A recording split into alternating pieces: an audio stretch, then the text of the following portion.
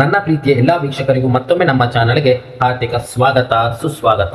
ಯಾರೆಲ್ಲ ನಮ್ಮ ಚಾನಲ್ ಅನ್ನು ಸಬ್ಸ್ಕ್ರೈಬ್ ಮಾಡಿಲ್ಲ, ದಯವಿಟ್ಟು ಸಬ್ಸ್ಕ್ರೈಬ್ ಮಾಡಿ. ನಿಮ್ಮ ಪ್ರೋತ್ಸಾಹ ನನ್ನ ಮೇಲಿರಲಿ. ಒಂದು ಸ್ಪರ್ಧೆಯಲ್ಲಿ ಗೆಲ್ಲಬೇಕು ಅಂದ್ರೆ ಎದುರಾಳಿಯ ತಪ್ಪನ್ನು ಮಾತ್ರ ತೋರಿಸಿದರೆ ಸಾಕಾಗಲ್ಲ. ಆ ತಪ್ಪು ಯಾಕೆ ತಪ್ಪು, ಅದರಿಂದ ಯಾರಿಗೆ ನೋವಾಗಿದೆ ಅನ್ನೋದನ್ನು ಜನರಿಗೆ ಅರ್ಥ ಮಾಡಿಸಬೇಕು. ಅದೇ ರೀತಿ ಇವತ್ತಿನ ಬಿಗ್ ಬಾಸ್ ಅಗ್ನಿ ಪರೀಕ್ಷೆಯ ಟಾಸ್ಕ್ ಕೂಡ ಕೇವಲ ನಾಮಿನೇಷನ್ ಅಲ್ಲ. ಇಲ್ಲಿ ಪ್ರತಿಯೊಬ್ಬರ ಮಾತು, ಕಾರಣ ಮತ್ತು ನಿರ್ಧಾರವೇ ಅವರ ಗೆಲುವಿಗೆ ಮುಖ್ಯವಾಗಿತ್ತು. ಸ್ನೇಹಿತರೆ, ಬನ್ನಿ ಇವತ್ತಿನ ಬಿಗ್ ಬಾಸ್ ಕನ್ನಡ ಸೀಸನ್ 13ರ ಅಗ್ನಿ ಪರೀಕ್ಷೆಯಲ್ಲಿ ಏನಾಯ್ತು ಅನ್ನೋದನ್ನ ನೋಡೋಣ.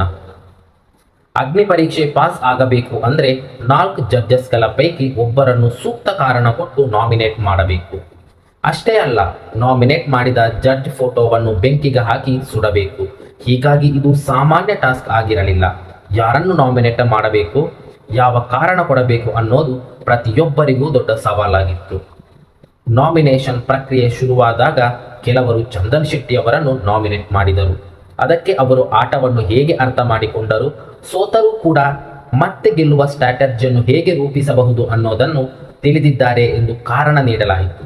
ಆದರೆ ನಂತರ ಬಂದದ್ದು ಇನ್ನೂ ದೊಡ್ಡ ಟ್ವಿಸ್ಟ್. ಒಬ್ಬ ಮಹಿಳಾ ಸ್ಪರ್ಧಿ ವಿನಯ್ ಗೌಡ ಅವರನ್ನು ನಾಮಿನೇಟ್ ಮಾಡಿದರು. ಅದಕ್ಕೆ ಅವರು ಸೀಸನ್ 10ರಲ್ಲಿ ನಡೆದ ಡ್ರೋನ್ ಪ್ರತಾಪ್ ಅವರ 35 ಸ್ಟಾರ್ಟ್ಅಪ್ಗಳ ವಿಚಾರವನ್ನು ಪ್ರಸ್ತಾಪಿಸಿದರು. ಅವರು ಹೇಳಿದ ಮಾತಿನ ಅರ್ಥ ಏನೆಂದರೆ, ಒಂದು ಸ್ಟಾರ್ಟ್ಅಪ್ ಕಟ್ಟುವುದು ಅಷ್ಟು ಸುಲಭದ ಕೆಲಸವಲ್ಲ.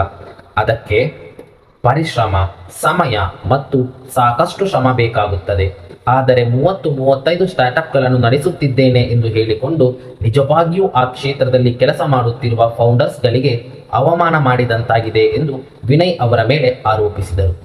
ಈ ಮಾತು ನಿಜಕ್ಕೂ ಪ್ರೇಕ್ಷಕರ ಗಮನ ಸೆಳೆಯುವಂತಿತ್ತು.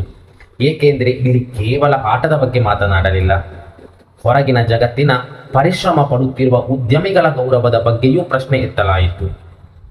ಕೊನೆಗೆ ವಿನಯ್ ಗೌಡ ಅವರ ಫೋಟೋಗೆ ಬೆಂಕಿ ಹಚ್ಚಿ ನೀವು ಬಿಗ್ ಬಾಸ್ನಲ್ಲಿ ಇರೋಕೆ ಲಾಯಕ್ಕಿಲ್ಲ ಎಂಬ ಕಾರಣದೊಂದಿಗೆ ಅವರನ್ನು ನಾಮಿನೇಟ್ ಮಾಡಲಾಯಿತು. ಈ ನಾಮಿನೇಷನ್ ಸರಿಯೇ ತಪ್ಪೇ? ವಿನಯ್ ಗೌಡ ಅವರಿಗೆ ಕೊಟ್ಟ ಕಾರಣ ನಿಮಗೆ ಎಷ್ಟು ಸಮಂಜಸ ಅನ್ನಿಸಿತು? ನಿಮ್ಮ ಅಭಿಪ್ರಾಯವನ್ನು ತಪ್ಪದೇ ಕಾಮೆಂಟ್ನಲ್ಲಿ ತಿಳಿಸಿ. ಇನ್ನಷ್ಟು ಬಿಗ್ ಬಾಸ್ ಕನ್ನಡ ಸೀಸನ್ 13ರ ಪ್ರತಿಯೊಂದು ಅಪ್ಡೇಟ್ಗಾಗಿ ನಮ್ಮ ಚಾನಲ್ ಅನ್ನು ಸಬ್ಸ್ಕ್ರೈಬ್ ಮಾಡಿ, ಪಕ್ಕದಲ್ಲಿರುವ ಬೆಲ್ ಐಕಾನ್ ಅನ್ನು ಕ್ಲಿಕ್ ಮಾಡಿ. ಮುಂದಿನ ವಿಡಿಯೋದಲ್ಲಿ ಮತ್ತೆ ಸಿಗೋಣ. ಅಲ್ಲಿಯ ತನಕ ಧನ್ಯವಾದಗಳು.